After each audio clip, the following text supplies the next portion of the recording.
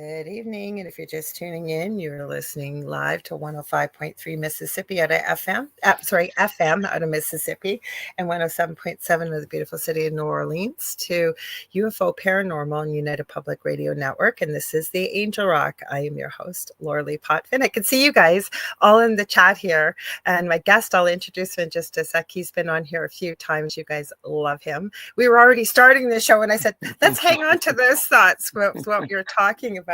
And we'll bring it live here. Now, a little bit about me.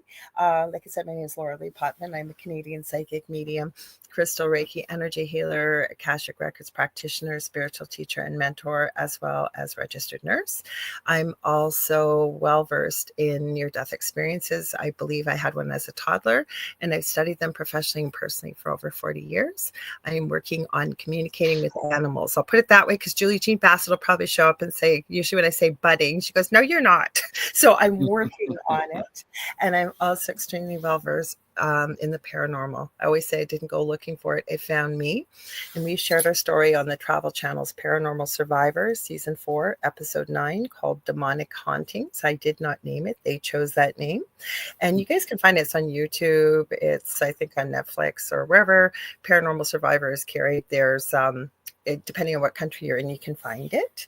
What else do I want to say to you guys? If you like what you see, please like, share, and subscribe. Tell all your friends and family. There really is something for everyone in this network. It's not all just UFO-y and paranormal type stuff. This network's been around for 25 plus years. We do broadcast to every country in the world, potentially. Whoever's listening, we reach every one of them. So, but 80% of our audience is audio only. So if you can't see us, you can't join the conversation.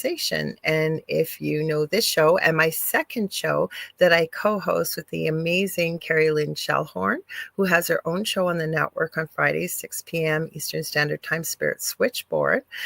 We are now co-hosting going into week 3, and for a very long time, I hope, Thursday night, 7 to 9 p.m. Eastern Standard Time, beneath the hollow moon.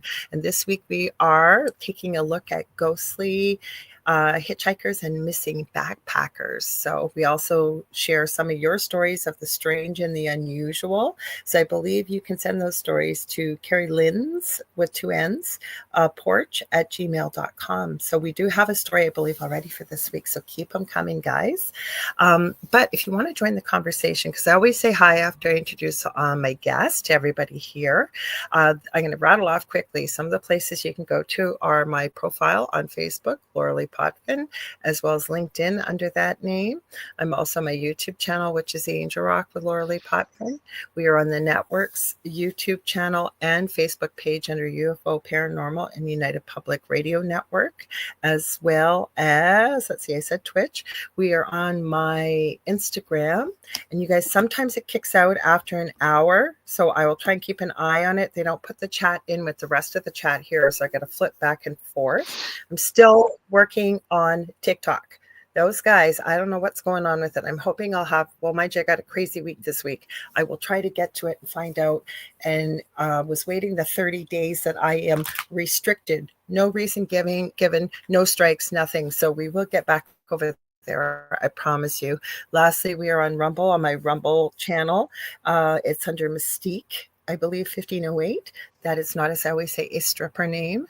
This is an old channel name and username I used to use, and it's from actually X-Men.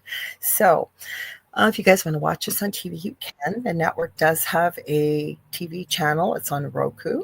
You go to the channel store and you're going to type in UFO space P as in paranormal, and you're looking for UFO Paranormal and United Public Radio, and that's how you can watch us on TV. I think I said everything I needed to, so give me a second. I'm going to go to Mike's bio here. I have everything written down. I am organized, I promise. So tonight we have Mike Fiorito back on with us. I got to wear my glasses for this one, guys.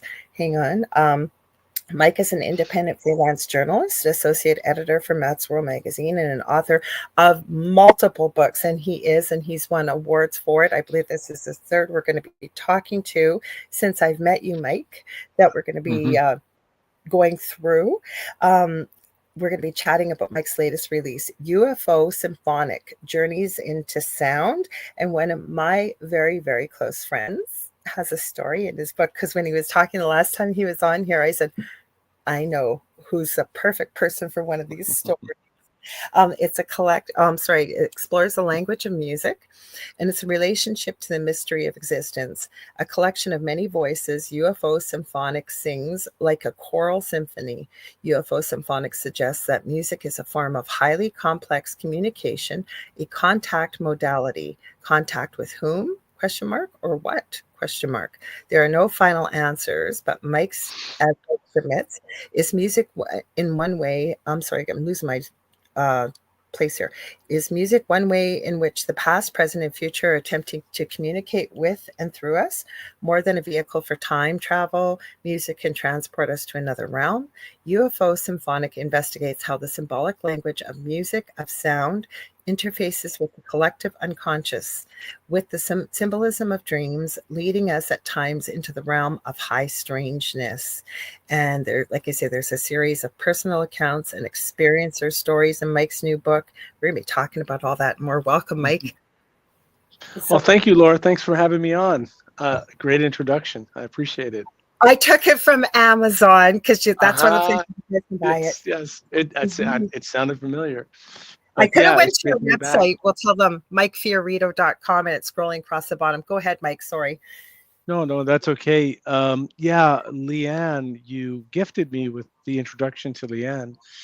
And it's interesting because Leanne came to me. Now, people came to me in different ways. Some people, maybe, through a podcast. They went to my website and then they wrote to me because they knew I had announced at some point that I was working on a book that was about basically saying, my prompt to people was, can you tell me an inexplicable story that is related to music? And so the stories that I got were highly varied. There isn't a lot of repetition, which I really like about the stories. I also include my stories. I mean, I wrote the book, right? I have to carry the narrative. But they go from the kind of prosaic, and what I mean to say is they're, not so mind-blowing to absolutely mind-blowing. I think Leanne had an interesting story. I mean, Leanne very well. She's one of my best friends. Yes. Her and I are doing our first course together, actually, that I'm hoping. The way we're going here, and time's flying by, it may not be till the beginning of fall, but we are working on our first one time a week, multi-week course that we're teaching. So, wow. Well, that's great. I know she comes from an epidemiology background and then dropped all that and got really into, basically doing paranormal and spiritual work.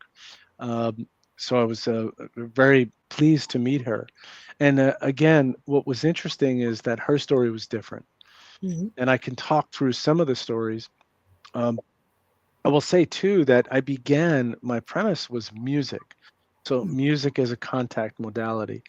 But what I soon discovered is it was more than just music, sound. That so, for instance, chanting, which is, it is at its core, it's very esoteric. I mean, these things can go as far as you want them to go. Chanting or using chimes, bells, gongs. And, now I heard something that, what is it? There's a dog whistle. Did you hear about this? That is being used. I don't know exactly how I feel about it, but to summon a UFO, supposedly. So this is like, this came out. I don't have a lot of details on it. I don't know. I don't know if you want to summon UFOs. I'm not sure, but I apparently have videos of them. I have weird experiences with them. I've mentioned many times, because your last book was a little bit around ufology and an incredible book. But Joe Montaldo, who owns a network, also is one of the creators of ICAR, which is International Center for Alien Research. On there, he has done it, and I know I've mentioned it before. He's done a 20-year plus study of people with green eyes, red hair, and Rh negative blood, because supposedly those genetic attributes never existed in the human genome before 70,000 years ago. So where did it come from? So he's been asking people, have you had an experience with UFOs? Have you had an abduction? And it's interesting. You can see the results of it. It's not long. He just posts how many people and who has said what very quickly. But I don't have those attributes. My mother has all three and doesn't believe in any of this stuff. But I don't know. I've had people say it was a time jump. I blinked and opened my eyes miles away, hour and a half gone. Don't know what happened. My car was going the opposite direction. I have so many videos right where I live, but the city I live in has full of high strangeness. You can get any kind of paranormal you can think of happens here, but I've got all kinds of videos of stuff. So could you summon them? I don't know. I can't see why you couldn't if they're tuned in like a radio station, because that's what it is, right? Frequency, vibration, frequency, and harmony, those type of things, right? The tones, I think, is what helps also connect with those otherworldly beings. Certainly, the CE5. There's lots of different programs people have. I guess what I would think is you'd want to be careful with intention, like any of these, any spiritual practice, right? You want to have. I think it's important to have good intention, to have a respectful intention. Um, but so there's this dog whistle thing that can be used to attract attention. Um, I think that's absolutely fascinating. I think these things also, they just can happen. So sometimes, people, like you said, your mother didn't believe, and yet she has this high propensity. I mean, this stuff is all over the Attributes. place. Yeah, it's all over the place. Whitley Strieber asked me, I was on his podcast, and he said, "Is there?" And it's before that I heard about the dog whistle. He said, "Is there something that you could use to communicate?" And I said to him, "Well, perhaps, but it's like these things aren't. Uh, they're not perfect. So if I use any kind of tool, I may attract. It's all about that moment in time and the willingness of the others to cooperate. It can be a little slippery. So, uh, and I think there's also levels too. I think with music and with sound. I mean, music is highly organized sound, but I look at it as a kind of like a pyramid. I can listen to music to just kind of enjoy something. You can listen to music to be transported in time and place. Music it is definitely can put you in an altered state. And that's really my point here. It puts you in an altered state. It deliteralizes you. In other words, it takes you out of your everyday rational mind where magical things happen. Now, that's kind of up to you, and it's also not up to you. It's also, um, it could very well be that you're eagerly wanting something to manifest or occur, and it just doesn't.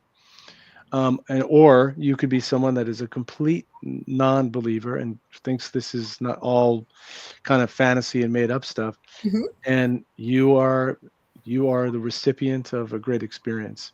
Well, you've talked about many things here, right? Yeah. Before I go any further, can we say hi to everybody? Because you and I start, and I'm going to tell Oh, you this. hey It there. always does. You've touched on so many things here that I'm glad you brought them up, because again, we always have the most interesting conversations when you come on here. So we've got Kurt.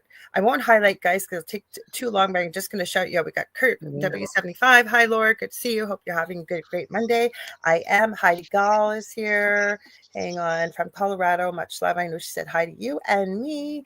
Kurt says, great to see you. Mike, hope you're doing well. Buddy can't wait to listen. Everybody's saying hi to one another. We got Z Sun Dragon, or I call him by his muggle name, Kevin, is here. He's saying hi to everybody. We got Astral Light Paranormal. Welcome. Please forgive me. Again, share your muggle name, because I know you showed up with Carrie Lynn and I, and I'm so glad that you were able to tune in. So please share, because I recognize your channel name. So welcome. Kurt says, yeah, I'll highlight this one. He says, they say it never fails, the dog whistle, but what's the technology? What's it doing to the beings? Makes me wonder a lot. Oh, I got so many thoughts on this because I hadn't heard the Mm. dog whistle, but let's see. Everybody's saying, I got Julia Evans here from the UK. I know it's late over there, so thank you for tuning in, Julia, as always. Victoria, thank you, Victoria. Yes, Victoria was a guest on Carrie Lynn's show 2 weeks ago, and she's absolutely lovely. So, we got Oh Vet yeah. Girl 84 says, hi, everyone, welcome. So, okay, so back to the dog whistle. We were talking about this. Like I said, we almost started the show before you guys. And I said, wait, let's just go live. So Yeah. let's take my friend Leanne. Okay. Yep. And every time, because her and I, from the minute we met years ago, we had to have known each other in many lives before. It was literally like we'd known each other our whole lives. And we really get into things like time travel and dimensions and portals, let alone crystals.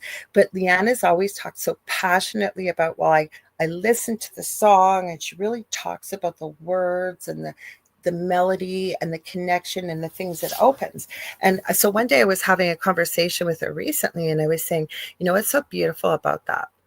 I said, for you, and please correct me if I'm wrong, I said to her, that is your doorway, if you will, to connect. I hate the term monkey mind, but the mind that we think runs the show, and it doesn't, right? It's just Hmm. kind of a computer that opens that doorway for you, allowing you, if you will, to let that part of the mind go and be able to open that doorway and to connect what I believe is really out there. We just don't know all, and probably won't know it all before we leave here and go back home. But I said, for you, that's what it is. I said, for example, for myself, I know it's creation. Like usually when I do these things, that's at night. Everybody that's followed my show knows I talk about all the time about whether it's sculpting or it's painting or it's pouring resin. I have to be creating. It keeps the mind busy, whereas I almost get into almost a meditative space, and then that's when I do my work with the other side. Does that make sense? Hmm. Mm-hmm. Completely. Yeah. I mean, it's interesting because I was giving a book presentation 2 months ago or something, and a woman said, "Why didn't you talk about other art?" And I said, "Well, because I didn't want to write a 1,000-page book. I wanted it to be super focused. Certainly, I think artists in general, uh, to be an artist, you have to be a listener. You have to be open to the prompts that come from your unconscious. You're You reading have my to mind. be Thank you sort of, for thinking that. Mm-hmm. yeah, it's all of that. And I think music is just one form of art. Also, I'm a music journalist. I've done a lot of music journalism. I'm a Mm-hmm. musician. So, and I also, there wasn't an offering in the UFO catalog of books that really focuses on music. There's a book by Grant Cameron. I think it's called Tuned In, but it's a little bit, no disrespect to Grant, he's an amazing prolific writer, Mm-hmm. but it's anecdotal, and I didn't want to write something anecdotal. John Lennon saw a UFO, or David Yeah. Bowie had this experience. I wanted to actually talk to people who I knew, who I had a chance to get to know. And basically what I came to is, it can be in the form of music. I mean, music, Bach's music, church music. I mean, it could be any kind of music, disco music, which can put you in a sort of trance. Um, but then there's also things like using frequencies. You're So, reading my mind again. Stephen, don't get you started. You said, I said, you're reading my mind again. I was just going to yeah, bring that yeah. up. Well, I was picking it up.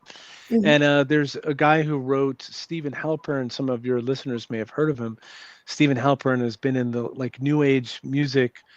He's one of the founders of New Age music. Um, Mhm. I was introduced to him, and then I sent him the manuscript before it published. And he said, "I have to put down your book." He goes, "I'm basically writing something, and we're right on the same thing here." And I mean, Stephen Halpern's been making music for all different kinds of purposes: meditation, relaxation. Sometimes there's the God frequency, the solfeggio frequency. It's more, you can't sleep to that. You're kind of bubbled up with, emotion and just things running through you. So there are different kinds of frequencies you may use to facilitate a certain kind of experience. So that's a whole other, category. And you might say all sound is underlying frequency. That's true. That's certainly true. Can I Um, stop you there for one sec, though? Okay, please stop me anytime. so, okay, with solfeggio tones, because Leanne and my other friend Debbie are coming on June the 2nd. They've been on here. Debbie has channeled 8 solfeggio tones. I've them pinned to the top of my YouTube channel. We're looking for someone with singing bowls that could actually recreate them. She found a friend that could do it digitally. So they're a little bit harsher sounding, but they're meant to be shared from spirit with the world for whatever way they may want to use it for whatever part of their life for healing. But where you're going with this point, so I often say if everything is energy, and one of the laws of energy is that it can either be created or destroyed, but it can be transferred from one place to another. I also truly, truly believe that some of the most powerful forms of energy we have on this planet are our words, our thought, and our emotions, coupled with you take vibration, energy, and frequency, some of the principles with Tessa, right? And you put Hmm. that together, right? And it's again almost seems like you're tuning into, like for me, country music, most country music, I'm sorry, no disrespect, or polka, it doesn't do it for me. But that's why Hmm. I think different people react to different music because it's their Sure. key. But what I want to ask you now, there has been some speculation that, and you being into music can probably state it much better than I can. Back in, I want to say the early 1900s, did they not change the toning frequency of all everyday modern music by a couple hertz? And what I'm Mm. wondering is if that was meant so that more people wouldn't have the experiences of what you Mm. shared in your book, but people are discovering that now. And if you will, evolving or getting around that change to be able to open those doorways. Does that make Mm. sense? I think in general that I think that the powers that be, whatever you want to call it, government, corporations, which are Mhm, basically the same mhm. thing, um, they want to keep you from your sacredness.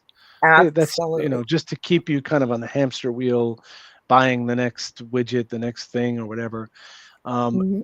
But for us to stop and to observe and to listen, I mean, the sound of birds, the nightingale sings, thrushes, canaries, robins, mockingbirds string together repeated phrases, um, and the whole world is brimming and bristling with sound. But I think that to distract us from That's a good word. to yeah to sort of discovering what is sacred about the earth, about the planet, about our existence, about being alive, about the aliveness of other creatures on the planet whom we share this incredible uh, this oasis of life that seems to be as far as we can see with our telescopes. And maybe we're doing it all wrong. We're looking out there and it's maybe just right here, I That's think. where I was going to go before when you were talking about the instrument, that we really don't need the instrument. We all have it. And I know as Yeah. a spiritual teacher, some of these things I've said, but I also always say, because I'll get people sending me stuff that they see and they're scared because it's the unknown and they're seeing things like, I'll be careful with the words I use. So just say things that have happened for leadership with different countries. And the first place people go is to a place of fear or what other Hmm. people are saying or propaganda out there, and they'll ask me what are my thoughts, and it's usually maybe it's a psychic medium, maybe it's no disrespect to any of these people, but what I say to them is the best place to find those answers, first of all, if they can, to breathe, get outside and ground, get your feet on the grass or the earth or whatever you can, hug a tree. I know it sounds crazy, but get rid of some of that anxiety, if you will, breathe and turn inwards, because we Hmm. are so much more than who we are meant to be in this lifetime, as me as Laura and you as Mike, right? I believe we're an Absolutely. eternal energy going on forever and ever. This kind of feels like a little bit with your book, like you're starting to tap into some of that, even with off-world beings. I think they've been here much longer than we have. Much, Yeah. much. Hmm. Yeah, I think you're absolutely right, and I think and we've talked about this before, that things like we're just having a spring erupt in. I live in New York City, which Yeah. is, people don't see it as a, but I do live in Brooklyn, which is, believe it or not, there are tree lined, houses and stuff. We live in an apartment building, but it's very green, and I'm near Mhm. a park, and we Beautiful. have a large species of birds, and I truly feel that the planet, the Earth, is waiting for us uh, to get to its level. So here we are, we ignore it, we dump, waste and chemicals, and we throw garbage into our wonderful waters and pollute our airs and make the planet uninhabitable for the other species. And I think it's sort of that the universe is waiting for us to wake up. And there are different ways. I don't think music is the only way. I think it is a way to, sound and music, certainly. Well, it's powerful because we hear music all around us all the time. It's Right. just tapping in and tuning into it, right? Absolutely. I mean, you could use things, you mentioned sound bowls. So in one of the stories, I went to a, a meditation, uh, a place that had sound bowls, that used sound bowls. And there is absolutely no way you're going to walk out of that place not having been washed over with sound, and just having the vibrations, your vibration level elevated. I think people often say, when they have an experience with the visitors, that the visitors are, their vibration levels are so high. And sometimes that vibration level is, you can't look at that person. It's the heat, the intensity, the power that's coming off of them. But to raise our vibration level, Yeah. through various ways to do it, through chanting. We've talked about hemisync. So Robert Monroe at the Monroe Institute used hemisync. Well, he developed hemisync, which is just two frequencies, one in each ear.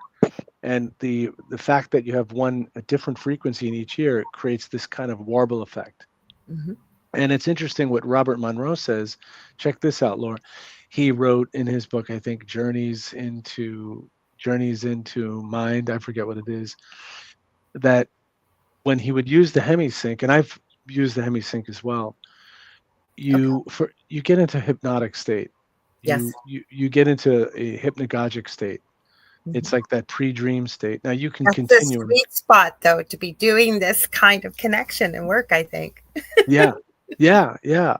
And what did Robert Monroe say? He said that when he went into these states, he encountered beings Hmm. that, who, first of all, they had a sense of humor. They, kind of teased and made fun of him a little bit, and they seemed to be way more intelligent.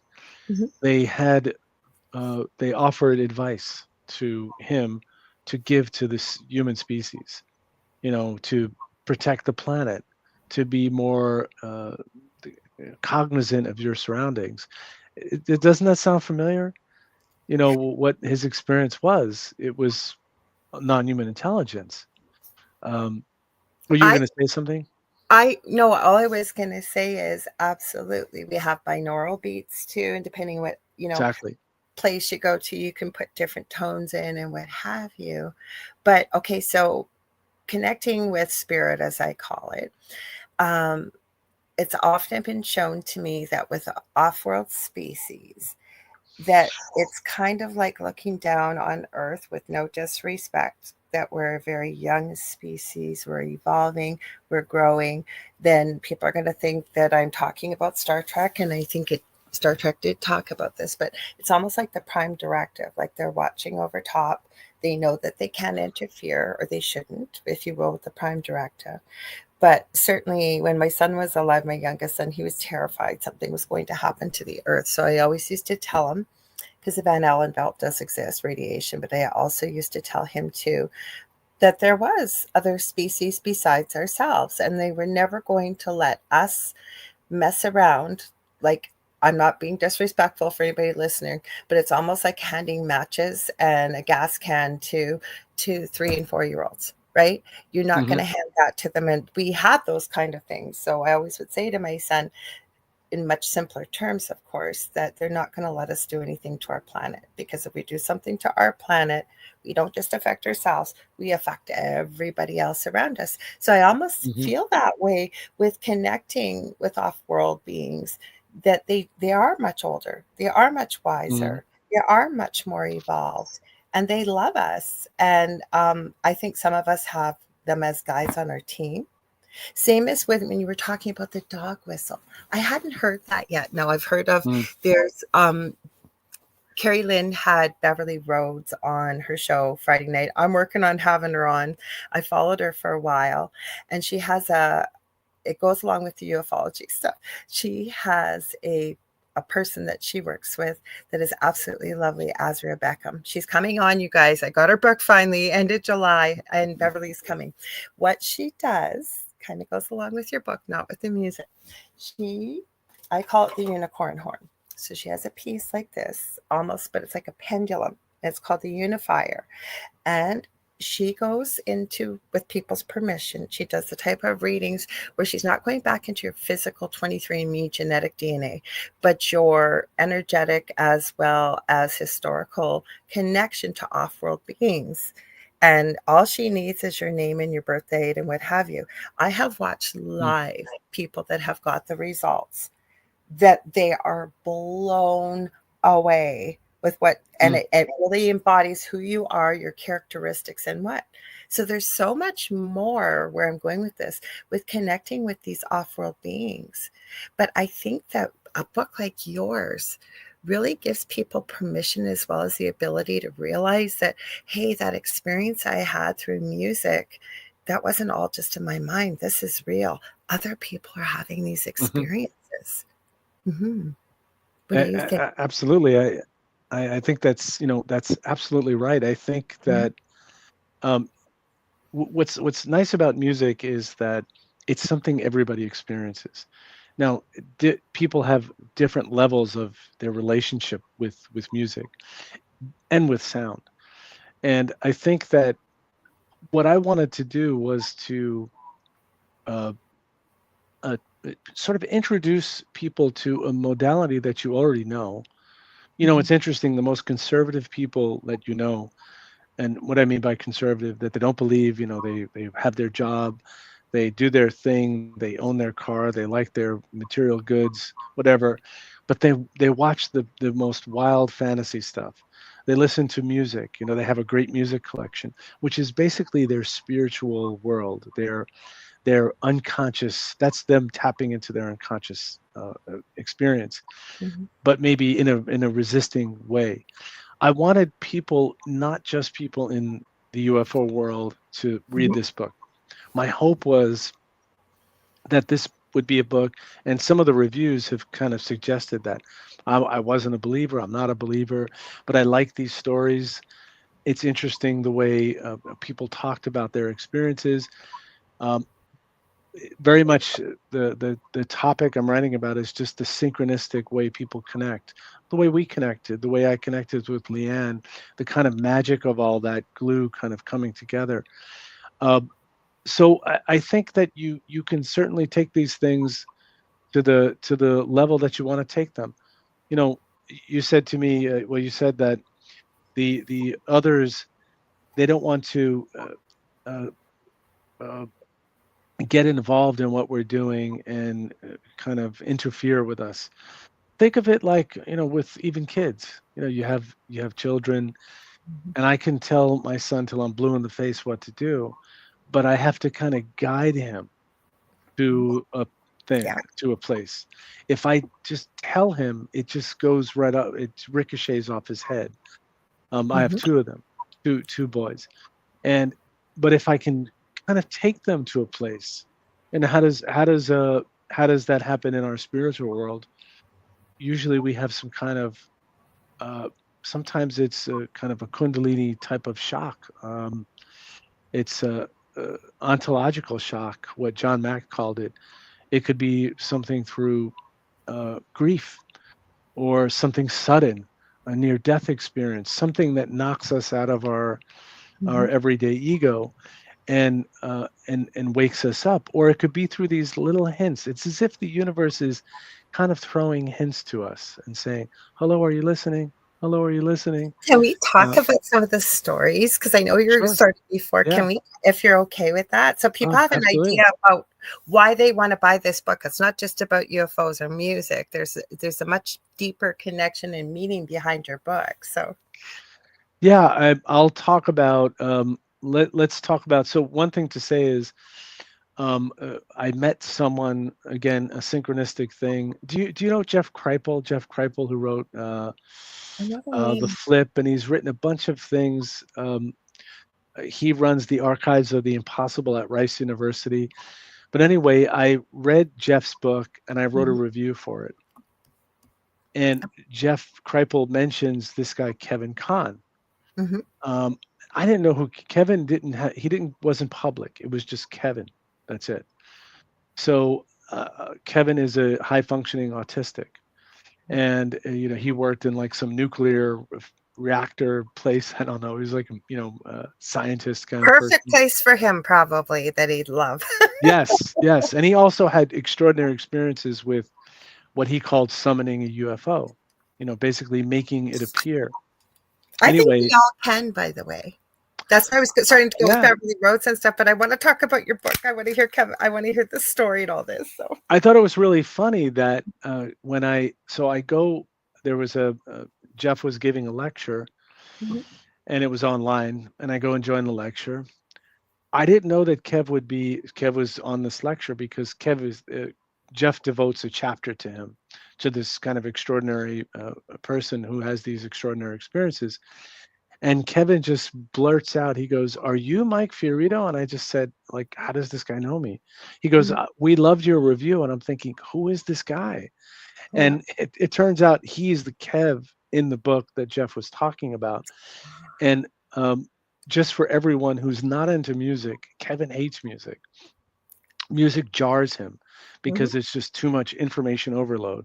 Yep. But he read the manuscript. He read an early draft of the manuscript, and he wrote a prelude for the book, basically showing the connection between music as a contact modality. Not for him, but he could see how this could be a tool that someone could use in the way you might use the tarot, the way you might use I Ching, the way you might use a mirror or to scry, whatever kind of tool that you can use to really look into your unconscious mind, which leads you to that bigger realm of the akashic records, if you want to call it. So let's talk about. I'll take a look at. Let's talk briefly about Leanne. So when Leanne came to me, what's really sweet and special, Laura, is that the emotion people come with, Mhm. and just they're sometimes they're telling these stories for the first time in a public way, maybe not amongst friends in a kind of like close knit group like you are with Leanne.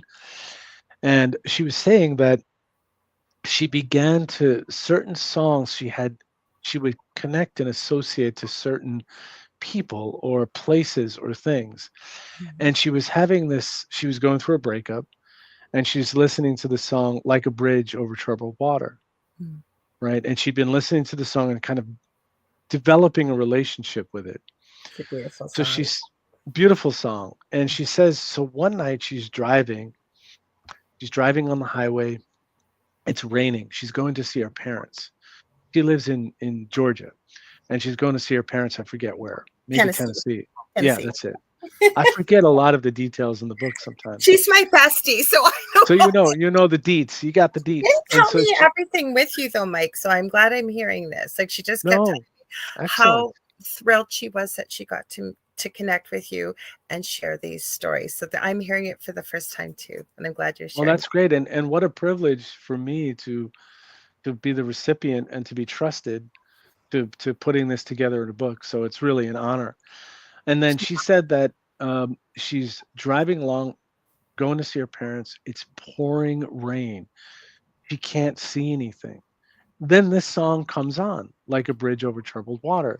And if you know the song, it goes, when you're down and you're feeling bad. I forget exactly the words. And You're down and she's, you're troubled, and yeah, I remember the words. Yeah. yeah. Mhm. And she's sort of, and then she's starting to get emotional because she's saying, I can't see where I'm going. And I'm not sure. It's raining. It's completely dark out. I'm on this highway, and I'm beginning to get nervous. She said, I just need you to show me a sign. You need to show me a sign. And then suddenly, I forget the lyric, but with the change in tone, because then the song goes, then it becomes uplifting. Mhm. And right on, silver girl, something like that. Lightning strikes, and it strikes. It illuminates the her window. Mhm. So the windshield, it basically lights up the windshield. Then she can see on the highway that the exit that she had to take is to the left. So this was like a saving grace thing that the thing lights up, but just in time with the climactic change in the emotion of the music. And that at her request to please show me a sign. So that's kind of miraculous. At that moment, this big sound and beautiful light shows her the way to go, shows her the way. Now, as you know, Leanne, she has many kinds of experiences, and because Mhm. she's open to music, in the way that I am, I listen very closely and deeply to music. For me, it is a portal of my imagination and the way that I function. I realize not everyone is like that, I and just keep showing me it's like a key. When you find that key to open that door for you and anybody else, when yeah, you find what that is, magic happens. exactly. And that, I'll get back to the Leanne story, but magic can happen in ways that I think when you authentically connect with that which really spurs you on, there's just such an energy, and then you create this aggregate energy. So as a journalist, a writer of music, I've been put in situations where I've had these amazing experiences, um, and then meeting people, and I don't mean it's like celebrities, that's not even what I'm talking about, Mhm. but then you have these incredible friendships, and then that friendship spurs on this other thing that is a further inspiration, and then you write a new book about that. It's like this kind of this ever expanding field of possibility because you had I don't want to say the courage because that's not the right word. You trusted your instinct is what it is, to follow that which calls you.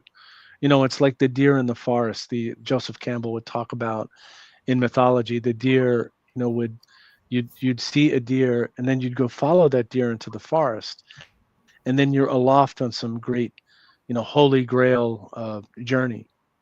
And we have to find that deer, that thing that's calling us, and That is so trust in the. cool. Oh, sorry. Go Yeah. ahead. I had a pause. Go ahead. Sorry. Finish up, No, please. please go ahead. I did want to say another thing about Leanne, but please go ahead. Speak, Okay. Well, the please. only thing I was going to add is I kind of Yeah. had this conversation with somebody this weekend, how somebody I'd seen on a podcast, but I could really feel their energy. I believed in what they were saying. It really connected with me. And then by making that connection, it's opened up a whole new realm of possibilities by Hmm. trusting what you're feeling, seeing, and hearing. And I think you touch on something so powerful, and I'm sure it's going to lead back into Leanne's story, is the fact that you knew to trust yourself. Not that you could ask maybe friends or what do you think of this, and people, oh no, don't do it, no, no, no.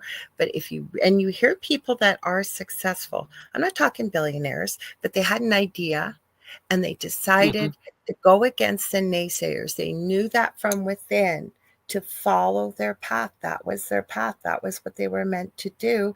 And then it just blossoms and opens up into fields of possibilities, like the stories you've Hmm. shared in the book. Hmm. Yeah.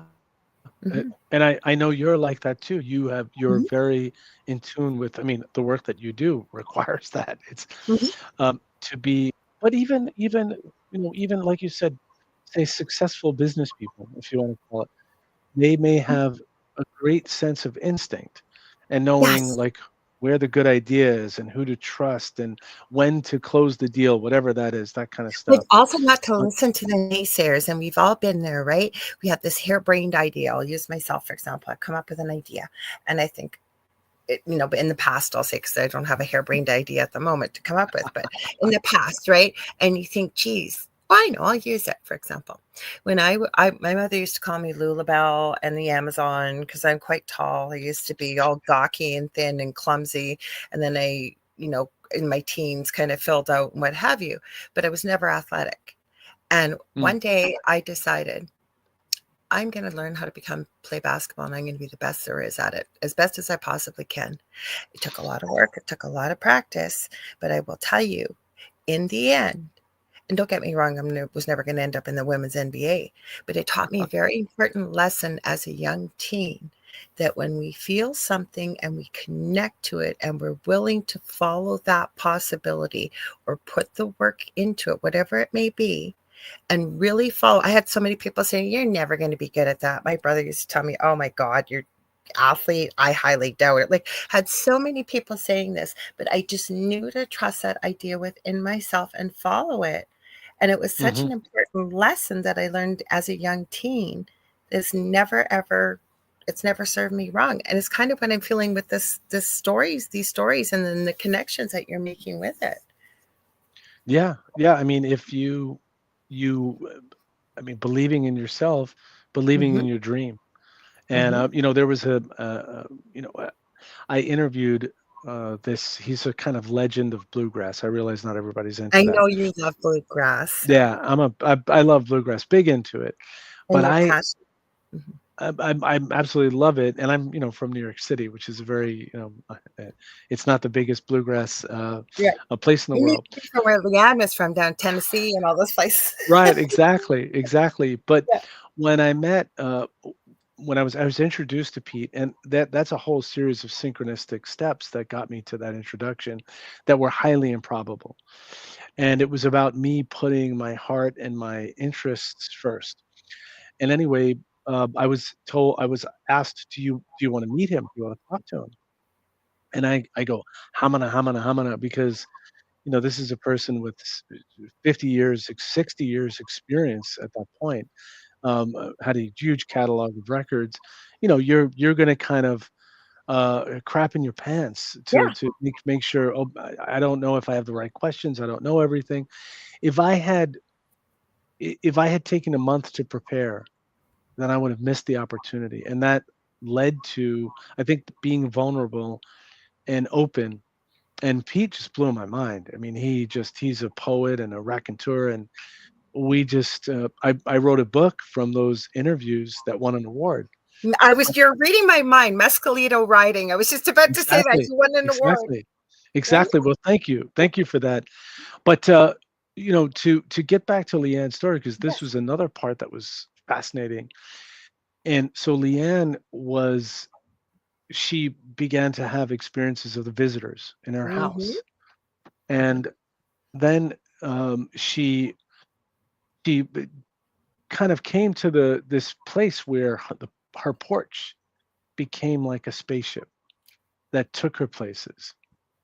And as I'm sure you know, and She didn't tell me till the last, probably just before we talked, probably about a year before that, because yeah, most people would think, "Is she gone crazy?" But continue, please, 'cause it's a yeah. fascinating story. I Mhm. mean, it's and I want people to know that when Leanne was telling me that, like, there wasn't a doubt. The people I talked to, they were telling me the things they experienced. Full stop. So there wasn't, no one was blowing smoke. It wasn't any of that kind of stuff. And if I did feel that someone was, then I kind of moved on. And it Well, but, really, like, I would you're say, pretty intuitive, like, I've gotten to know you, yes, and how many times have I said on a show to you, "Oh my gosh, you're just reading my mind, like, we're I in sync know here," we and I do know that together. carry on, please. Yeah. Mhm. We do that together. Yeah. And which is, we're like, you almost, we're like horses let out of the, stable, and we're, Yeah. going. Um, but yeah, she was being asked by the visitors to sing songs. Mhm. And so she was, and she said, Leanne said, and I don't have a great voice, but she was being asked to sing songs to Mhm. heal beings somewhere, somewhen, in some other realm. Well, And if that I brings tell me to you, like, tears. is It does. exactly, and that's what how she was responding, and her Mhm. emotion, and the authenticity, and who she is, and all of that, um, was just, it was hard, it was mind blowing, and also deeply emotional. Um, Mhm. and that's just one kind of story. There are it's interesting that there a lot of times there is association with grief. So there is something, Interesting. Okay. yeah, there often is.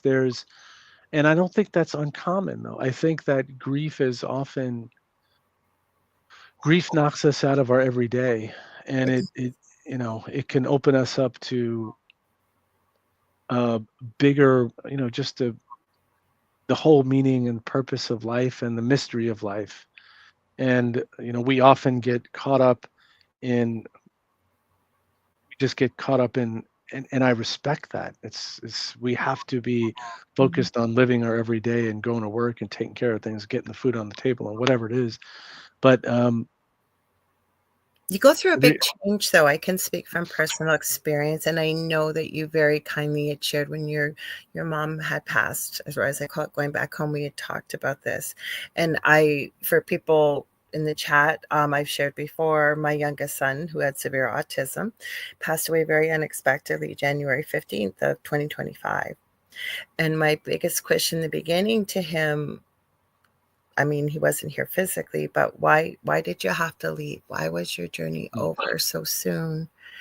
And now I kind of know for some of the reasons. I don't know it all, but I also know that I had a lot of opportunities like to travel and, speak on different stages and do many different things, but I always said no because I would never have left him.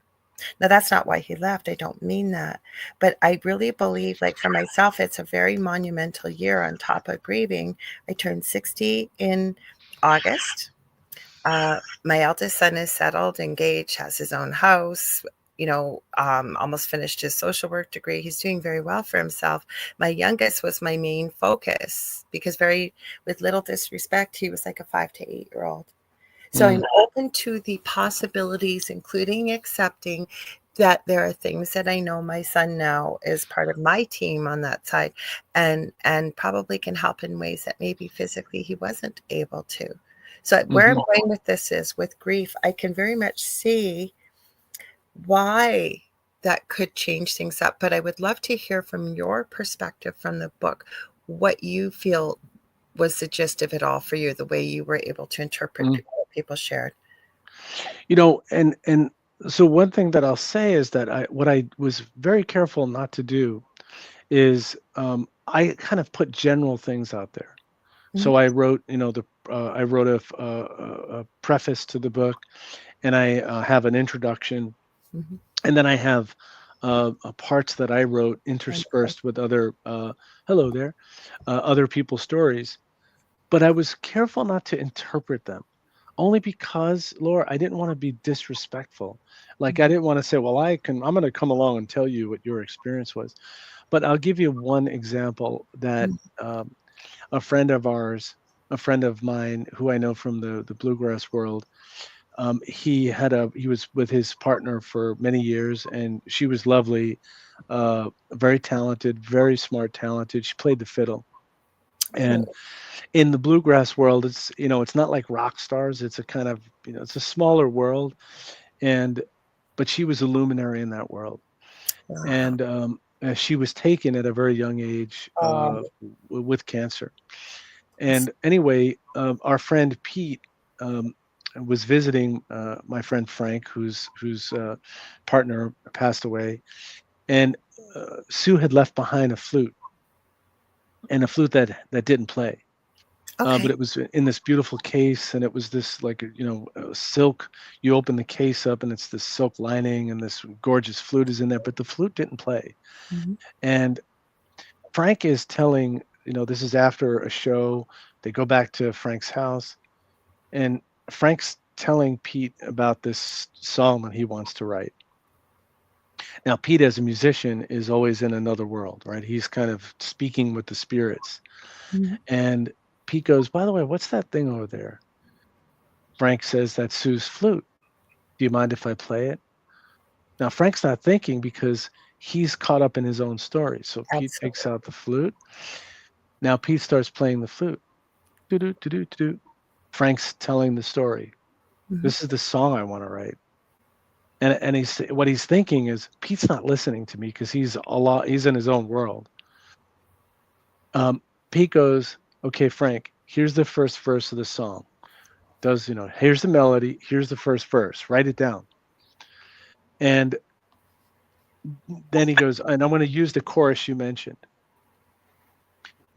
After all of this, Pete, and by the way, Frank recorded it. He sent me the recording Thank of goodness this you because he did. couldn't keep up with it. He was Mhm. like, "I got to record. I can't. I got to." Mhm.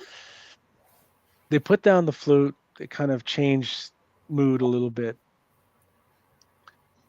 They come back to the flute, pick it up. It just won't work. It won't play.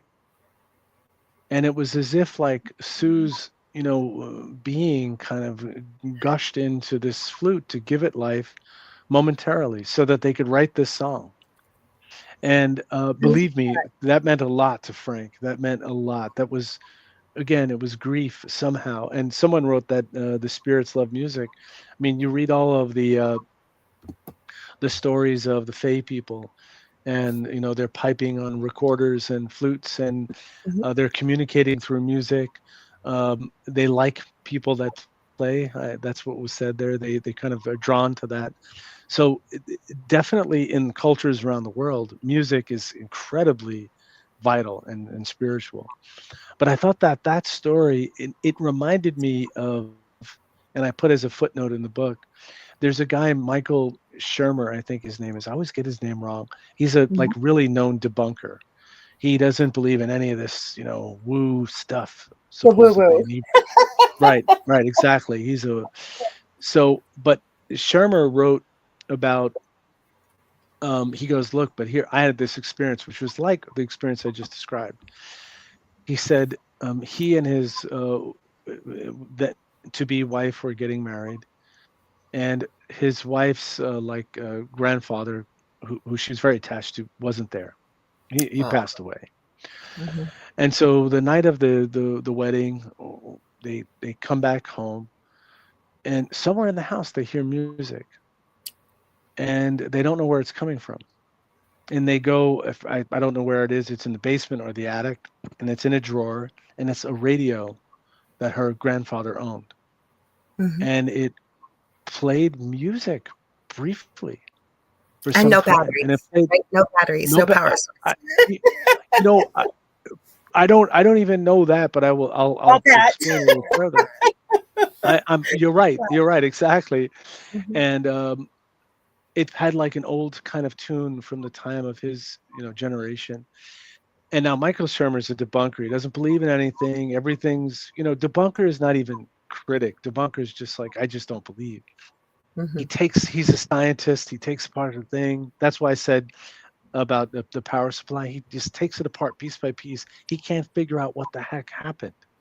So this thing came to life. Now you can come up with a million reasons why, but this thing came to life briefly in the spirit that her grandfather kind of, would have wanted to communicate.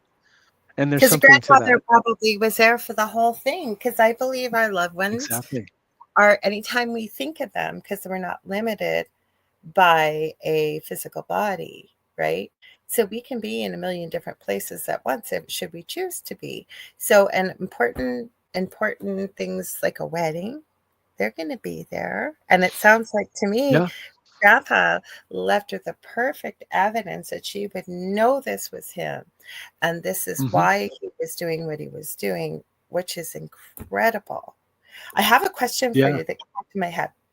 Have you yeah. had any experiences that people have shared? Say, if they were having an experience through music with an off world being, that they were able to share what music is from their perspective or from where they come from, whether it be off world It's a great or. question. That's a great Mhm. question. I think, and I want to get back to something about the wedding because it's very funny. You'll appreciate Oh, this. cool. Okay. I think that what so I have what people will often say is so there's a guy James Iandoli who he runs the Engaging the Phenomena podcast. And Okay. I got to know James through conferences that he did in New York City. He and some other folks did that were phenomenal conferences.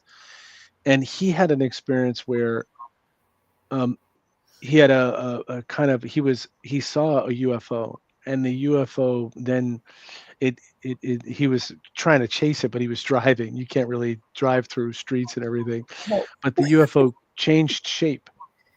Yeah. It changed shape, and it became plasmatic kind of Hmm. thing. Um, and weirdly enough, sometime later he was driving, and in that very same spot where he saw the UFO, he had been working late night shifts, and he kind of fell asleep, and he crashed, Oh, wow. and he went into this basically out of body experience right in the spot where this UFO encounter happened a month prior or something prior. And he said he was having this kind of kundalini, kind of incredible awakening experience. And he heard music that was the most angelic, beautiful music you've ever Oh, heard. mhm. And according to what people have said, so a few people have said, and again, I don't think these account for everything, and there's no one thing that says this is it. They are as varied as stories can be. And but he had this kind of angelic orchestra, like kind of Mhm. classical, lush, beautiful. Whitley Strieber said that the beings communicate in kind of musical sounds, but they're sounds that are so different from what humans can generally recognize. So I think people are going to have a different experience depending upon who they are and their context and so on. Sometimes, I think sometimes through sound, you can go on journeys. And sometimes through experience, you have sounds occur. So I think it's a kind of inside and outside thing. So sometimes through a sound, whatever that might be, a frequency, a meditation, a humming sound, a binaural beat, through music, proper, through the sounds of water dripping, a waterfall, through the sounds of trees like crackling from the wind in the fall. Mhm. Something can emerge from that, kind of an otherworldly experience, an encounter with the Fey people, or an orb. Or conversely, um, there's another guy, Orfeo Angelucci. What a name, right? Yes. Jung wrote about him, and that's how I discovered his book. But Orfeo Angelucci had this experience where he saw a UFO, and he goes inside it's peopled, it's with beings. Mhm. And first of all, the UFO is kind of smallish, like 9 by something, Mhm. not that big. But when he goes inside, it's this gigantic, cathedral. Time and Mhm. space is, completely warped and different. And yes, there's this music that's coming forth, and it's on these great organs and pipes, and this, Wow. cathedral shimmering kind of gigantic sound. So it's highly varied. It's um, in the Amazon, they have what they call the Mhm. Icaros, and they're the songs that shamans will use to kind of take you on journeys. And these are journeys into you and into the mystery of being. They aren't just like whistling pipe tunes. They're deeply personal. Mhm. Oftentimes, this is accompanied with, like, say, ayahuasca Oh, or you're this reading my mind again. I was just thinking that. a sacred plant. Yeah, my wife and I we went to San Pedro Mhm. ceremony, which was led by a shaman, and Interesting.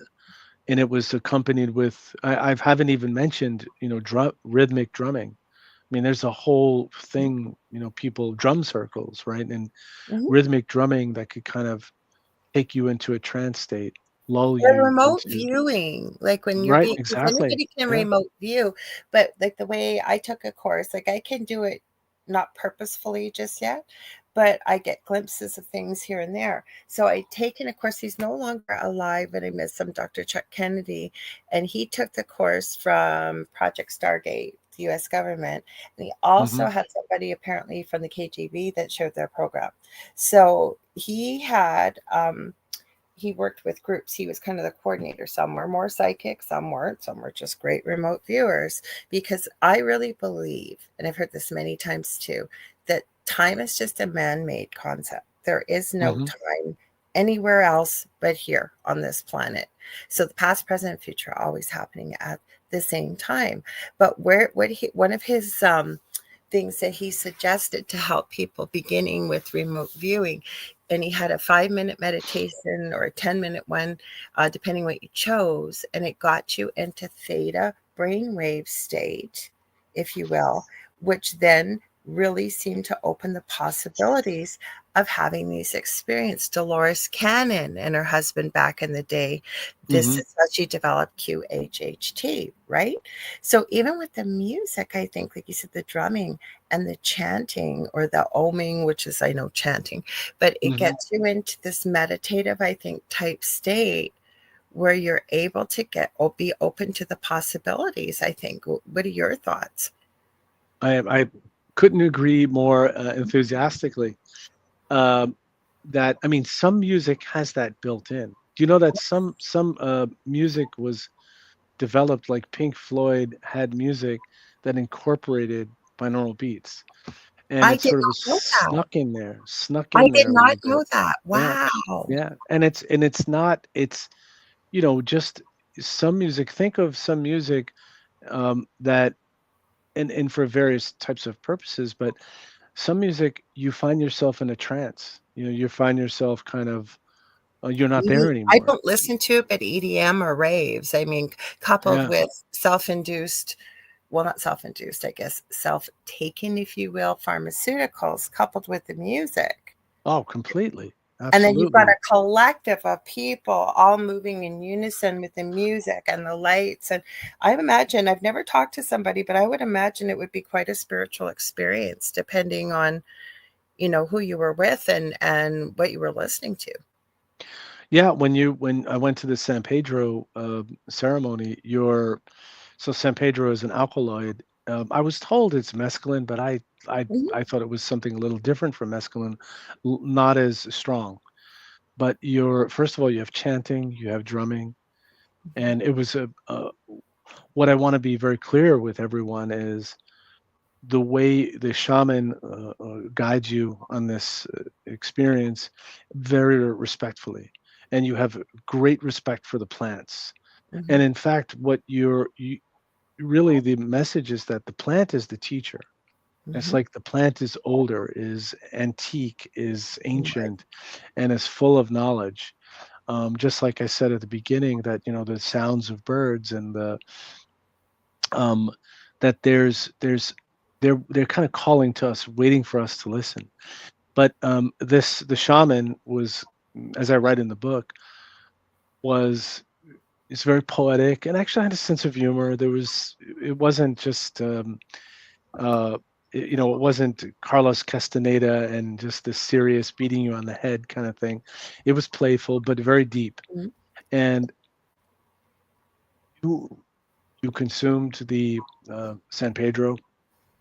What it's a Wachuma ceremony, it's called, mhm, and you have experiences. I saw orbs, and it's not just a visual thing; it's emotional. And my mother had been sick. She was kind of, and she'd been a major. pain in the neck. I mean, let me be very clear with you. And my sisters and brother, I mean, they're incredibly kind and nice people, and we all really wanted to just, choke her a little bit because she was being very difficult. I said that Yes, I playfully. heard thank you for that. She said to you and your Uh, sisters and your brother, I think you mm, said, she said thank you for I heard putting up with me. yeah, well, thank you. And but that's what I was hearing something in this experience of is dig deeper for more compassion. Yes. Have more compassion, show more love, forgive. And if you have these experiences and it's just lights and a big show and fireworks, that doesn't mean anything. But if it leads you to revelation and to hopefully getting out of yourself and having more compassion and seeing, Well, that's what it's uh, about, right? And the thing is, I'm absolutely. just thinking you went there with your wife, person you love most in the world. Besides, I know, well, you have kids and everything else, right? But that's your life partner. You go there. And if you're both going there, and it sounds like in the frame of mind that you were, with the respect and the knowledge, right? And then to receive such a gift of a message like that, because you know what, and I think you've kind of alluded to it, please tell me if I'm wrong, throughout the show, and I totally concur that yes, we've been led to believe that it's most important that we have the latest gadget and technology and the biggest house, and you know it's all about what we, keeping up with the Joneses, if you will, right? All about appearances. Right. But if you've lost everything, I have from the house I left to here. And it was such a big life lesson in the fact that, never mind, I have worked in the death and dying field for a long time and most of my adult life. And you start to realize in the end, it doesn't matter how many toys you have or what other people think about it. You really, especially if you've got a bit of a journey before we leave this planet and go back home, as I call it, the people I have worked with and from what I've seen, it's looking back on your life and thinking, was I a good person? Like, what did I Hmm. do? What did I leave behind as a legacy? Not about material things, because you can't take it with you, right? It's who Hmm. you were and the heart that you have, or like you said, dig deep for more compassion, right? What a Yeah. beautiful message. Yeah. Hmm. I think that compassion is one of the most underrated creative acts that we could engage in, and because compassion means being in your shoes and feeling what you're feeling, and getting out of, I know this is what we've been talking about, getting out of myself and hearing, opening my ears. Is it music or is it just your soul, your heart, your feeling? Music is just a vehicle. um, Yes. it's funny that since we were talking about my mother, was a kind of, this is very funny thing.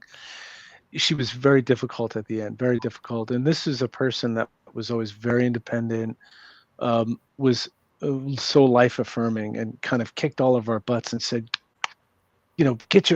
hold your chin up and get out there and do it. Hmm.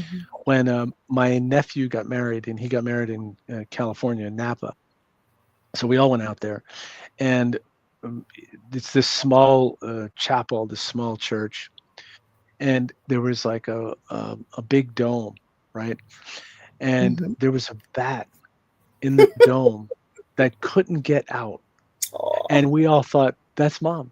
That's she's making, because she also had a dark sense of humor. My mom, she could be Hmm. very funny and just kind of, and I'm like, we're all just saying, that's mom.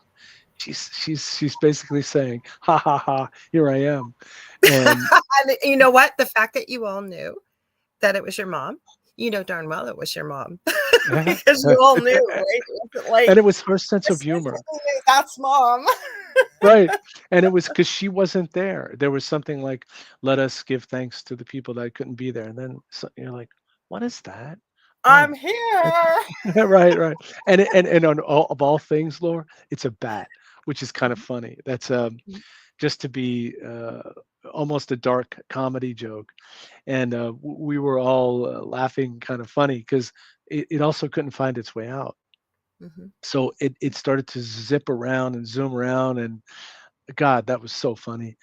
Um, Perfect timing, like you said yeah, with Leanne, about yeah, the story about she couldn't see, listening to Bridge Over Troubled Water, thinking, I need a sign. And at that moment, the lightning happened and she was able to see her exit was there all of a sudden.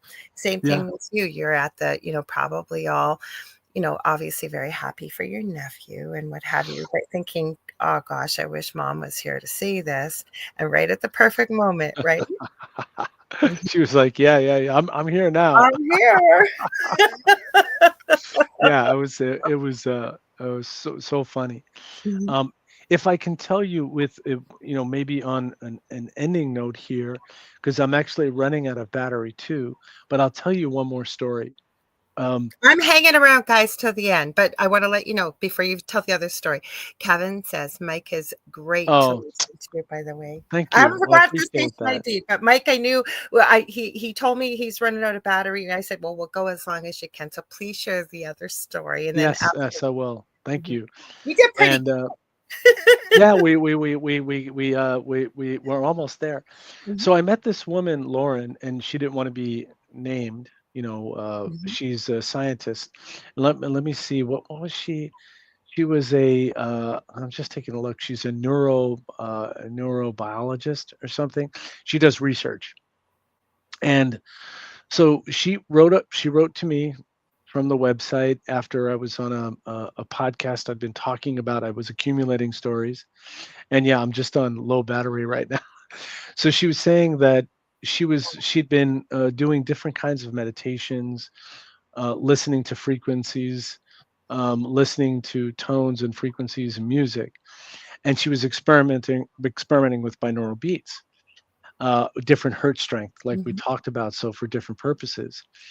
And she said that when she was doing that, she would lose conscious awareness of her body, Oh, and wow. then she would start to vibrate vigorously. Mhm, Talked about vibration level. mhm. And sometimes she would experience like a dissociation, a separation from herself.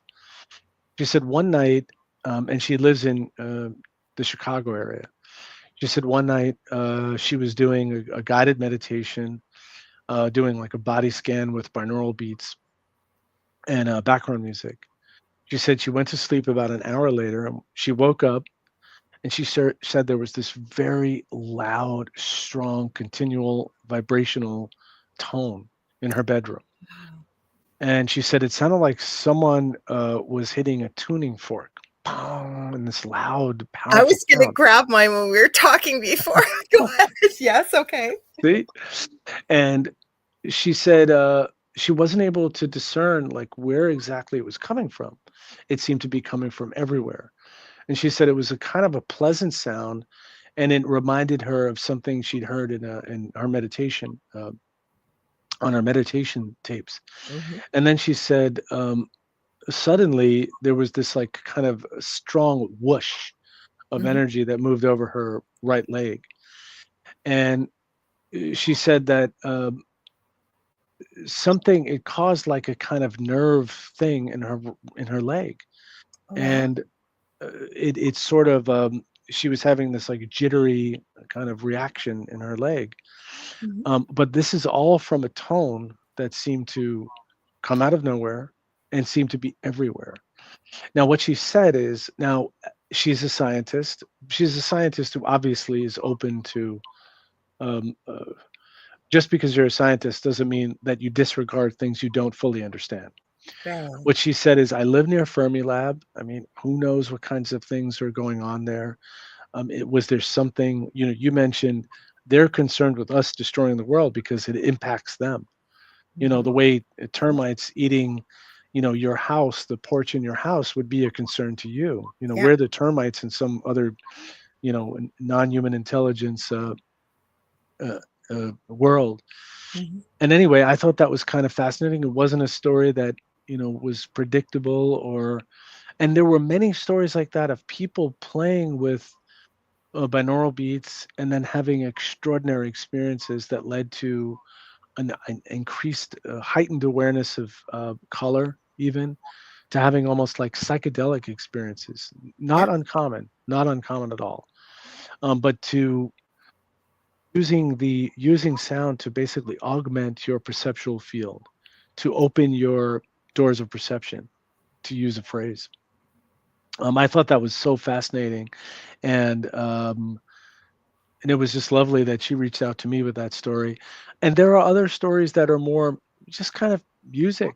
You know, people at a music festival saw a UFO. Many people, that something that landed in a field, and these Mhm, people saw it. And this wasn't just.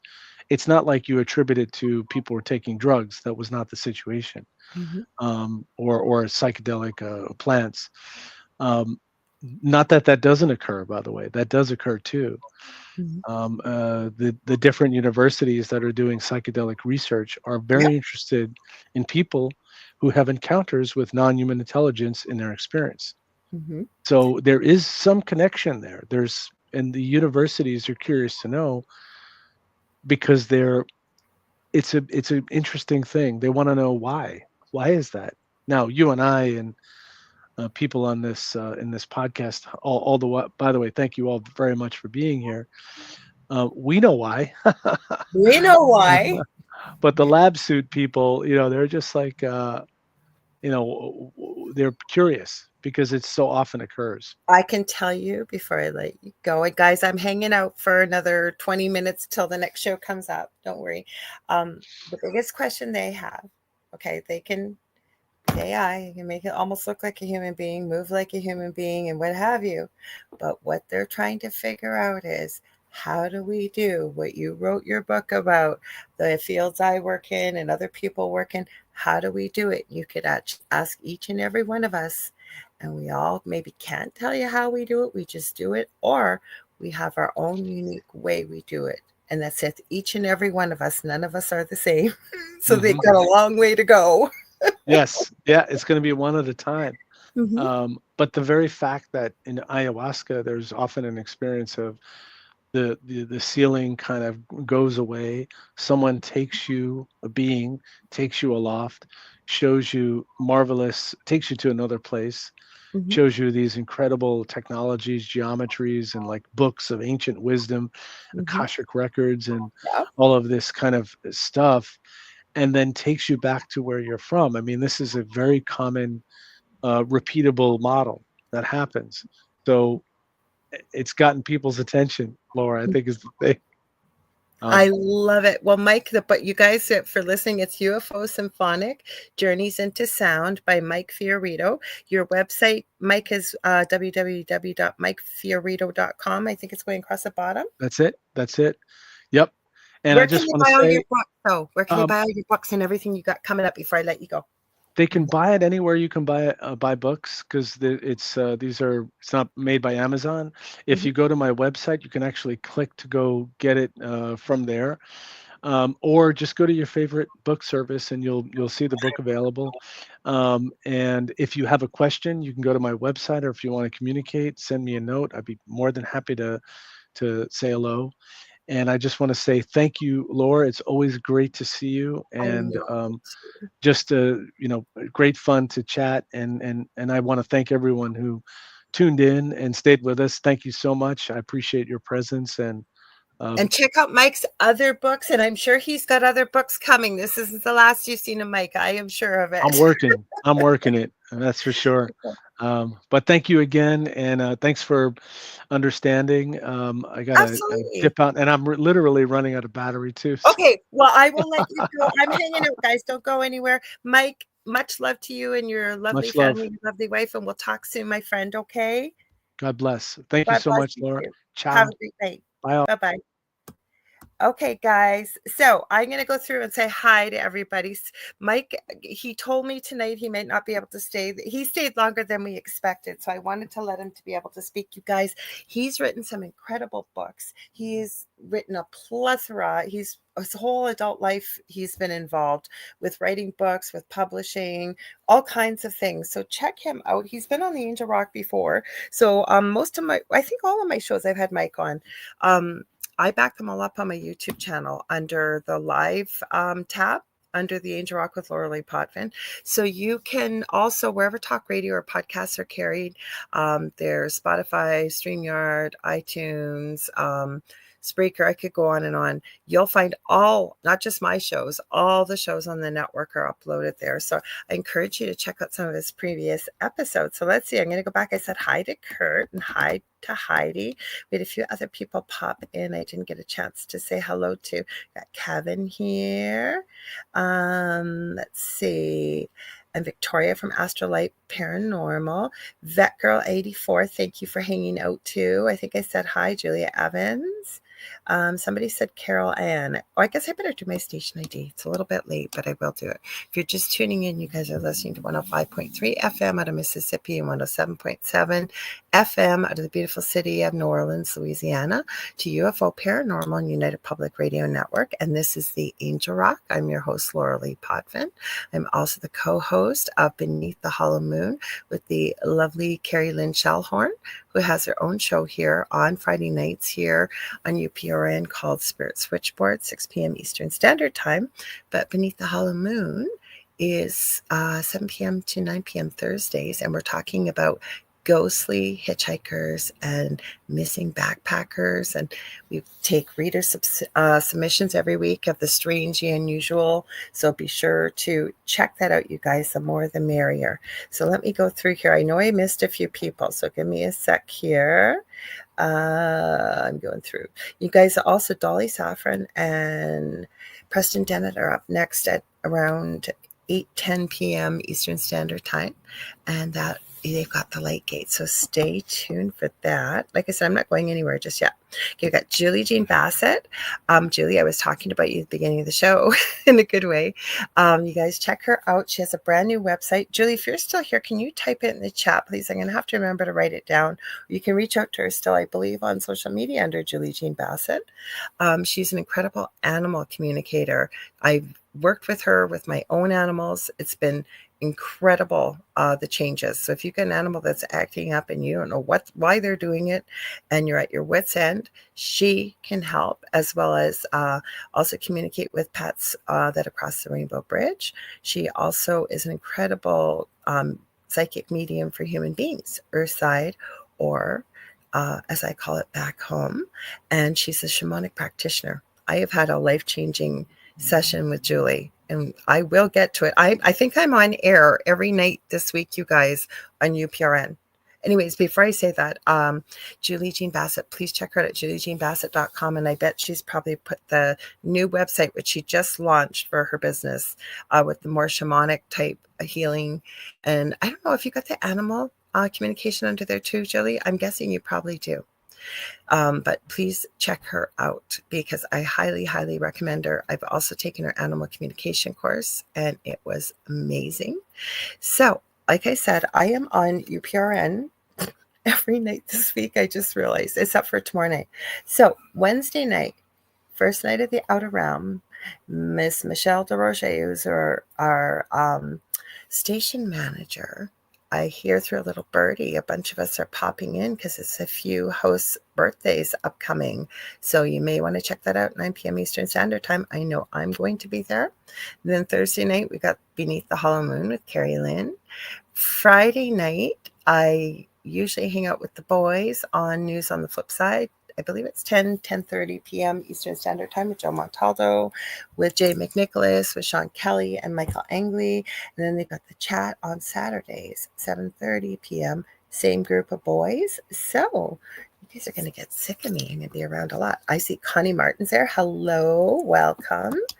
And let's see. I'm going through just so I don't. I've got Nicole Gaspar. Thank you for joining.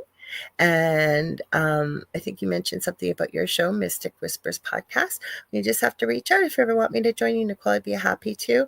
And it's hard for me to book guests because I am booking into, I believe, September already.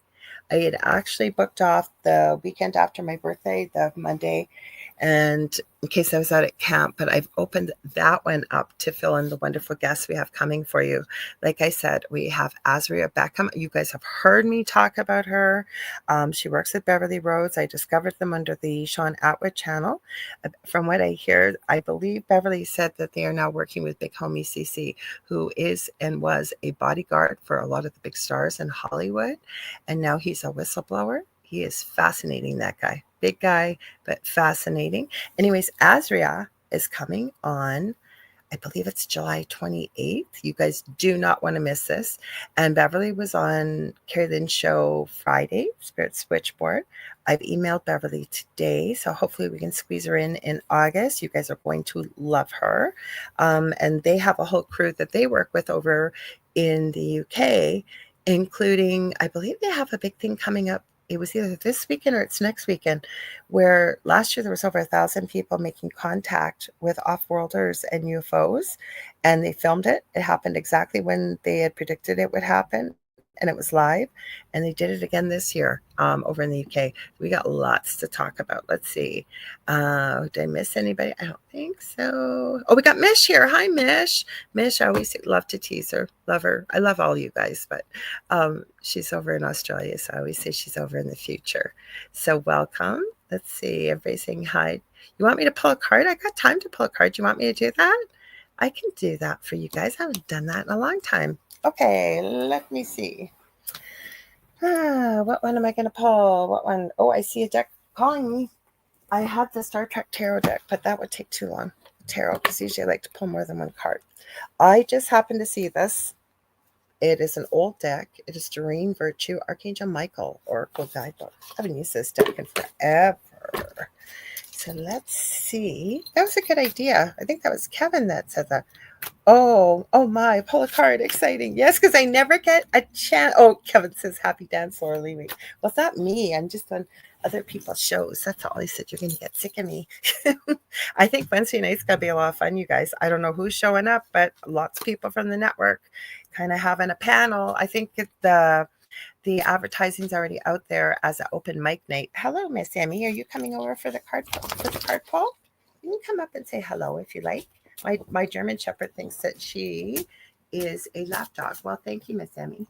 Okay, you have to get down. Go. I'm trying to pull a card and you're licking me. I'll be done in a minute, my love. Okay, sweet. Okay, hang on. I just heard cut the deck. So what did we pull? So this is for everybody, and I will tell you that when I pull cards, I usually just use them if I'm doing quick one-question readings. I don't get much chance to do that anymore. But if you hear this message and something resonates, take it. Leave the rest. Or you hear the message and you think, oh my gosh, this is totally like meant for me. It is. Spirit knows who's going to watch this show live and who's going to see it or listen to it, whether it's live or on the replay. So this is from Archangel Michael. It says, this is your life's purpose. And it's got a little bit of a prayer. It says, Archangel Michael, you know the details of my divine life purpose, and I ask you to help me be aligned with my goals. Please clearly guide my actions so that I am taking the best steps to fully manifest my wonderful and meaningful career. There was so much coming through as I was reading that. So this is the card. The one things that I was hearing, because I'm running into a lot of people, I don't know if you guys are, but a lot of people knowing that there's something more to life than what they've been living. And why am I here? What is my purpose? So what I'm hearing from Spirit, literally light around this angel. And I love that Mike shared my friend Leanne's story in his book, basically saying when it was in very, very dangerous and dark, never mind that she was listening to Bridge Over Troubled Water, she really just said out loud, I need you to show me a sign. And lightning struck in that moment, lit up her windshield, and she was able to see that her exit was actually right in front of her, gave her enough time to turn left. That's kind of how I'm taking this card. But start looking if you can. If you feel like there's something more, or you're not really sure what path to follow or why you're here, look for that light. What brings light in your life? Okay, whether it's physical, spiritual, energetic, including the fact that pay attention to the signs around you. That came through so clearly as I was reading this message. So maybe like Mike shared, I'm going to bring that up. When Mike shared about being at his nephew's wedding and the family was sad because mom couldn't be there. And the next thing they know, right at the perfect moment, there's a bat in the church and it can't get out. And instantly the family knew it was her. Pay attention to the signs and things that are around you. License plates, songs, song lyrics, running into whatever it may be, the perfect thing at the perfect time, with being able to hold the intention that There can be serendipitous things that happen, but I really believe there are no coincidences. Pay attention to the numbers. Now, there are signs out there that or there's websites that'll tell you what angel numbers mean and so on and so forth. But I would truly find that one of the best way to get answers, whether it is with dreams, whether it's a plan, whether it's a thought, what path to follow, if you can, go outside, or if you can't, that's fine, but hug a tree. There's many ways to ground yourself. Do a few deep breaths in and out. Try and relax and ask the question and listen for the answer you are seeking, because you know best. Whether you think you do or not, your higher self does know, and trust your gut. Follow it. And literally hearing there'll be people saying, but if I follow it and I'm wrong, what if I'm wrong? It's okay if you're wrong. Step back, take a look at what happened, and take the lesson from that, because there's always a lesson in everything that we do. And I really hope that this card helped you guys. I really hope so. That's such a cool idea. I never get a chance to do this with you guys. That's why I told Mike, okay, Mike, hang out as long as you can. I never get to hang out with the crew, the family, the angel rock family. We never get to hang out with you guys. So it's nice when I do get a chance to.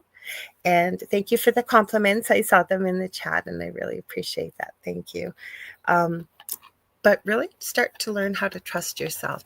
Some of the things you can start doing is paying attention to just feeling into things, just practicing, walking into a room, asking yourself what's changed. Say, some of the rooms in maybe the temperature's changed, maybe the amount of light coming in through the window has changed. Starting to pay attention to the changes around you. And as you do, you start to build up your confidence of paying attention to the little things around you, but also even, is it red or is it blue? Somebody holds out their hands and you guess, this hand's got red. It's got red. That's starting to build that intuition is where I'm going with this. Starting small, building on your successes, taking note of it. I call that evidential proof. And because I truly believe we are all intuitive. We are all capable of connecting. Like Mike with his book tonight, he showed a plethora of different stories from different arenas through the magic of music. But what's your key? What opens your door to that side where you can then connect with, if you will, the other side? You want to call it universal consciousness. You want to call it off-worlders. There's a whole big, huge, magical universe out there that most of us have never been led to believe is possible, and I think it is. I love each and every one of you guys. If you ever want to get a hold of me, you can get a hold of me on facebook.com/The Angel Rock until Leanne and I get that course going. We were talking about it this week. We do have the outline and work on it. We just want to really get really succinct with each week, because it's not going to be a one-day course. What our vision, if you will, is to have a one-time-a-week course. We will pre-record it and then probably go live with it, and then have a group. Beautiful, loving community, no drama, no backstabbing, nothing but supporting one another, a safe place to ask questions, to be able to practice, and to really build up and support one another. So that's what we're looking for. I wanted to tell you what the guest is next week. I think I know, but I want to double check. Okay, come on, load up. I thought Mary Electra is coming back on. She was on a few months ago, probably more than a few months ago, because it was before January. And she was lovely. She's a sound healer. Speaking of, I didn't plan back-to-back music this week and sound next week, but she's absolutely lovely. So she's coming back on. And yeah, that's where I was going. So right now I have facebook.com/The Angel Rock to get a hold of me. Once we get the course out, I plan on having a domain name website. But in the meantime, if you're not on Facebook or anything, I am on every social media platform you can think of, either under Lorilei Potvin or The Angel Rock. So feel free to reach out. Fastest and quickest way for me, though, is Messenger. But with that being said, also have two groups on Facebook: Paranormal University for all things paranormal, The Angel Rocker Tribe for all things spiritual. Don't forget to tune in Wednesday night to the Outer Realm, where a bunch of us are hanging out with the wonderful and amazing Michelle Roche.